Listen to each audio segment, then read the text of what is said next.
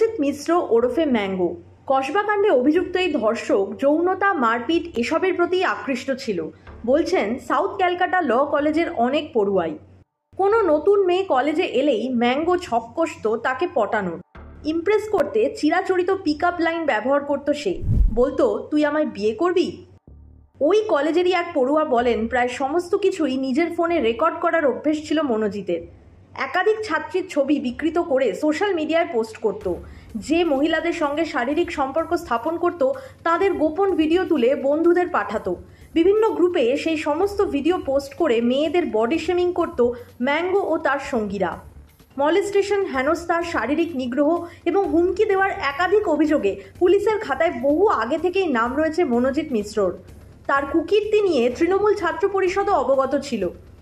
তৃতীয় বর্ষের এক আইনের ছাত্রের দাবি, কলেজ কর্তৃপক্ষ ম্যাঙ্গোর এই বারবারন্ত সম্পর্কে সমস্তটা জেনেও না জানার ভান করে থাকত। পুলিশি জেরায় ধর্ষণের কথা স্বীকার করেছে মনোজিৎ। পুলিশ সূত্রে খবর, সে বলেছে, আমার ক্ষমতা কি সবাই জানতো, ওই মেয়েটাও। আগে এমন বহু কেস করেছি, কিন্তু মেয়েটা কমপ্লেন করে দেবে ভাবতেই পারিনি, গুরুত্ব দিইনি। সে আরও বলে, ধর্ষণ করেছি, প্রমিত আর জায়েদ ভিডিও করেছে। পুলিশকে জেরায় সে সাফ জানিয়েছে দীর্ঘদিন ধরেই নির্যাতিতাকে সহবাসের প্রস্তাব দিচ্ছিল, কিন্তু সে রাজি হয়নি। তখনই মনোজিৎ ঠিক করে নেয়, অনেক হয়েছে, এবার একটা হেস্তনেস্ত করতে হবে। জানা গিয়েছে নির্যাতিতাকে বিয়ের প্রস্তাব দিয়ে সহবাসের জন্য জোরাজুরি করছিল ম্যাঙ্গো। তিনি রাজি না হওয়ায় ভয়ঙ্কর নির্যাতন করা হয় তাঁকে। ঘটনার পর নির্যাতিতা অভিযোগ দায়ের করেন। ঘটনার পর মনোজিৎই তার দুই শাগরেদকে বলে বাড়ি ফিরে যেতে।